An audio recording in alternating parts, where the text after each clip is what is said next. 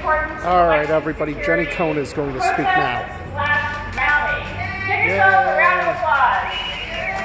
Yay. As far as I know, this is the first election security rally or protest in the United States. Woo. It's conceivable that Georgia may have actually done some semblance of a protest. They certainly attended meetings, but I don't think they had T-shirts or buttons. So give ourselves a round of applause for this too. It is groundbreaking. Woo. Very important issue and has not received enough attention. And I'm so glad that all of you came out today to help bring attention to this issue. One of the main reasons that we're here is to protest a hybrid voting system called the Express Vote XL. And as Professor Andrew Appel explained to us earlier, one of the huge concerns with this type of machine, these are called hybrid voting systems, is that after you cast your vote, it runs what they call a paper ballot back under the printer head. And what this means is that the machine can add fake votes to the races that you left blank, creating a fraudulent ballot, which can influence election outcomes and potentially flip election outcomes. So again, after you cast your vote, the paper ballot is run back under the printer head, which would allow the printer to add fake votes to your ballot. That's unacceptable. Now, I think a lot of times when people hear these technical concerns about voting systems, they think, well, okay, I'm sure though that the vendor is trustworthy and these vendors are properly vetted by somebody. There must be someone out there who's guarding the hen house. This is not a safe assumption to make. Two vendors account for more than 80% of U.S. election equipment in the United States. One of those vendors is ES&S, which is the supplier of the Express Vote XL that we're here protesting today. And I want to give you 10 facts about ES&S that I suspect most of you don't know. And to me, they are cause for concern and yet another reason to hit pause, at the very least, on certification of the Express Vote XL voting system. Number one, voting machine vendor ES&S has donated $30,000 to the GOP since 2013. This is incredibly inappropriate. This is a voting machine vendor. The system is about to be certified potentially by the state of New York for use throughout the state of New York. And you have this vendor donating money to one of the political parties. Not even both of the political parties, which would be bad enough, but as far as I can tell, it's just the one. And this is not just me saying this. You can look it up yourself on the Nevada Secretary of State's website. It's been confirmed in the New Yorker, and it's also been confirmed in the New York Review of Books. Fact number two, ES&S provided the scanners, these are ballot scanners for counting your paper ballots.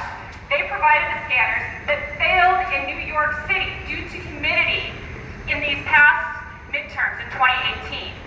Again, this is the vendor whose system New York is considering certifying. It provided the ballot scanners that failed spectacularly during the 2018 midterm elections. Number three, voting machine vendor ES&S has been accused by New York City of misleading the city about the scanners' resistance to humidity. It was the humidity that caused these scanners to fail.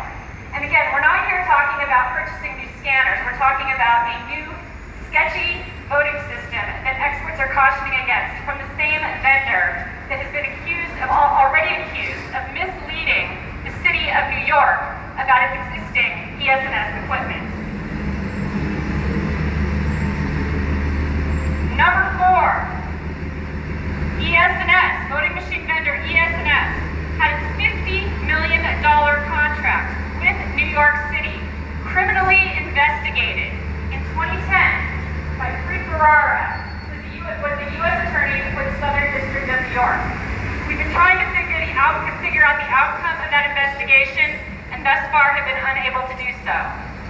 This is yet another reason to hit pause on certification of another sketchy system from this same vendor. They were criminally investigated in 2010 for their last contract. York City.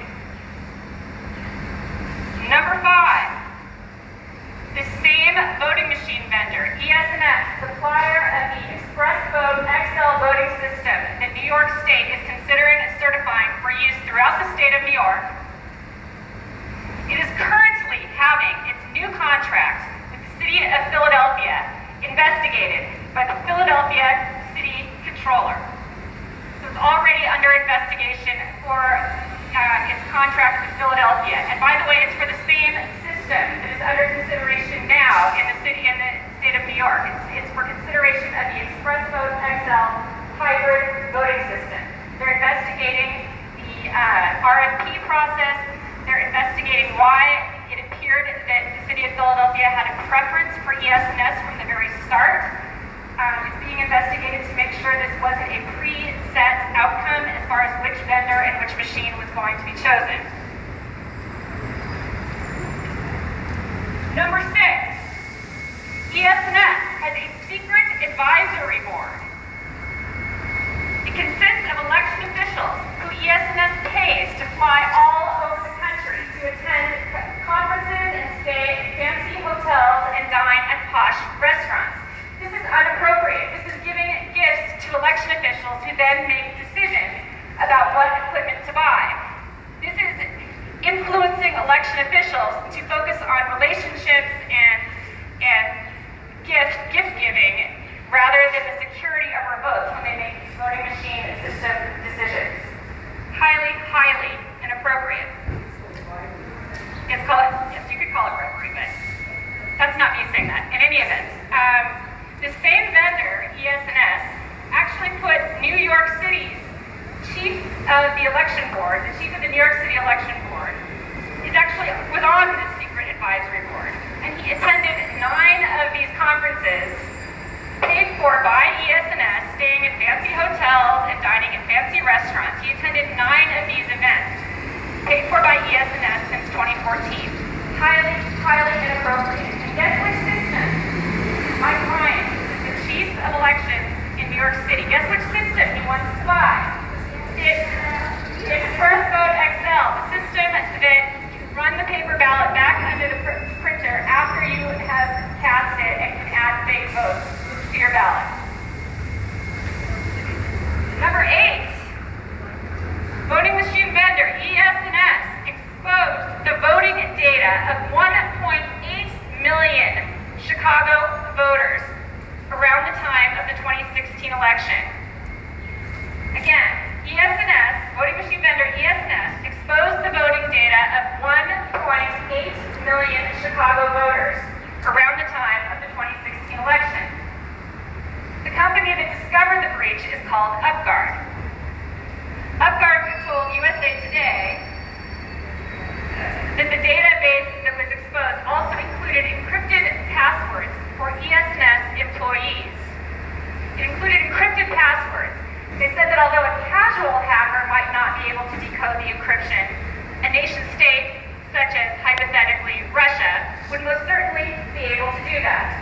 They also said that therefore, a worst case scenario, and I'll give you the quote which was provided to me by Lulu, the worst case scenario is that hackers could be ES&S could be completely infiltrated by now.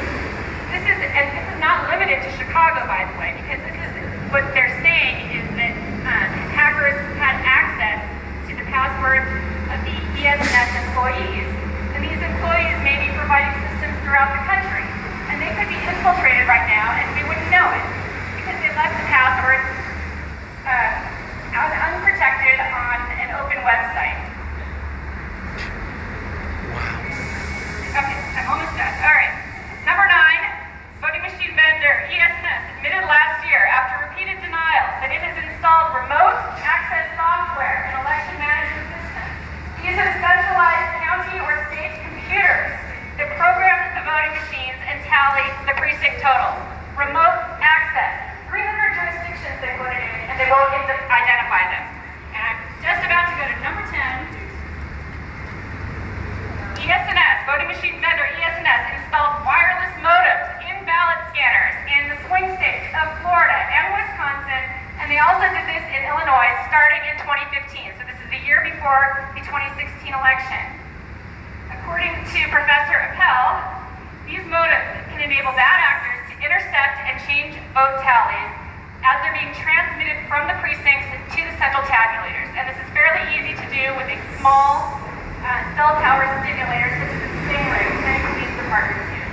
Highly inappropriate.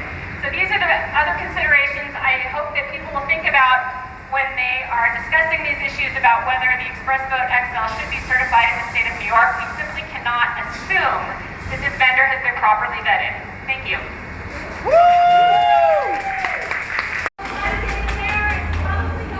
One thing I want to add is that these machines are being considered in most states, not just New York. So this is not just affected to New York. Alrighty.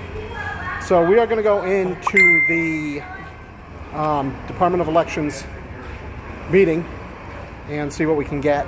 I highly doubt I'll be able to record in there. So I will try to update you when we come out. For the Blue Wave Report and Equal Vote Local, I'm Ed Smith reminding you, don't just comment, act.